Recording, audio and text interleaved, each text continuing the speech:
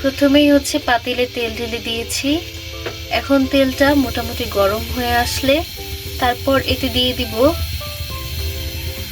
দারচিনি, সাদা এলাচ, গোলমরিচ, তেজপাতা, লবঙ্গ।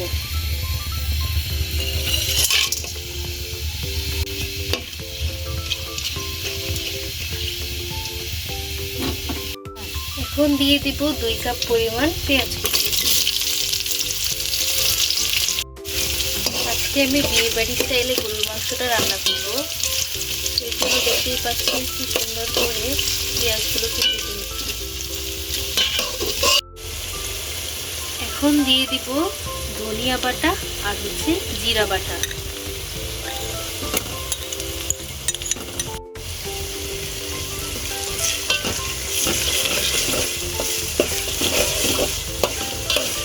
এবার দিয়ে দিব 2 টেবিল চামচ আদা রসুন বাটা।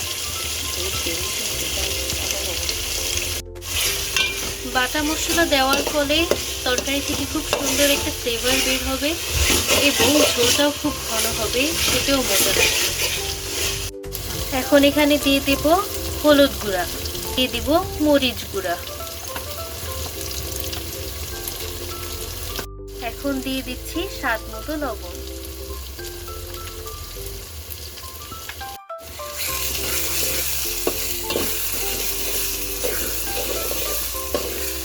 পেঁয়াজের সাথে মশলাগুলোকে খুব ভালোভাবে কষিয়ে নিতে হবে।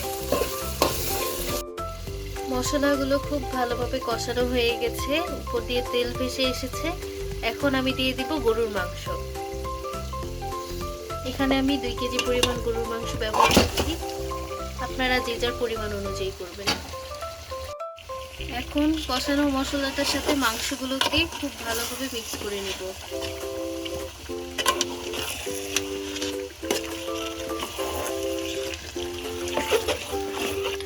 কি সুন্দর কালার এসেছে। গরুর মাংসের সাথে মশলাগুলোকে ভালোভাবে মিশিয়ে নিয়েছি। এখন আমি ঢাকনা দিয়ে ঢেকে রান্না করে নেব কিছুক্ষণ।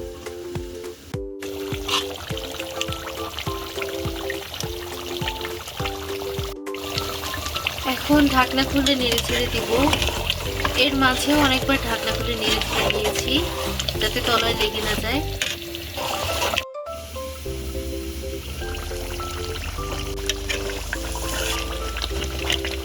আমি মাংস কষানোর সময় এক্সট্রা কোনো পানি ব্যবহার করি নাই। মাংস থেকেই যতটুকু পরিমাণ পানি বের হয়েছে তা দিয়ে আমাদের মাংসটা খুব ভালোভাবে কষানো হয়ে যাবে এবং এটা আমি আরেকটু কষিয়ে নিব।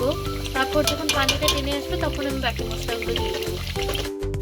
এখন আমি দিয়ে দিব কাঁচামরিচ। এখন আমি দিচ্ছি 1 চামচ পরিমাণ কাজু বাদাম ও চীনাবাদাম।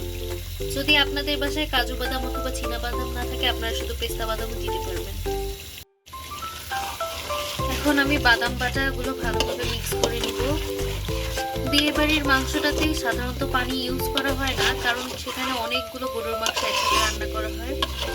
তো সেই পানিটা দিয়ে, মাংস থেকে যে পানিটা বের হয় সেই পানি দিয়ে রান্নাটা ভালোভাবে হয়ে যায়। কিন্তু যেহেতু আমি এখানে অল্প পরিমাণ মাংস রান্না করছি, তাই মাংস থেকে অল্প পরিমাণ পানি বের হবে, তাই এখন আমি এতে ফুটানো গরম পানি অ্যাড করে দিব। এখন আমি গরম পানি অ্যাড করে দিচ্ছি। মাংস রান্নাতে সবসময় গরম পানি ব্যবহার করার চেষ্টা করবেন, এতে করে মাংসটা সফট এবং টেন্ডার হবে, এতেও ভালো লাগবে। এখন আমি চুলার আঁচটা মিডিয়াম থেকে লো ফ্লেমের মাঝামাঝি রেখে ঢাকনা দিয়ে ঢেকে রান্না করে নিব।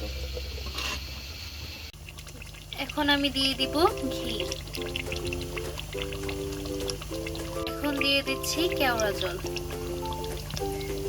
বিয়ে বাড়ির মতো স্বাদ পেতে চাইলে অবশ্যই ঘি এবং কেওড়া জল দুটোই দিতে হবে, কোনোটিও বাদ দেওয়া যাবে না। এখন আরেকটা উপকরণ দিয়ে দিব, সেটা হচ্ছে গুঁড়া দুধ।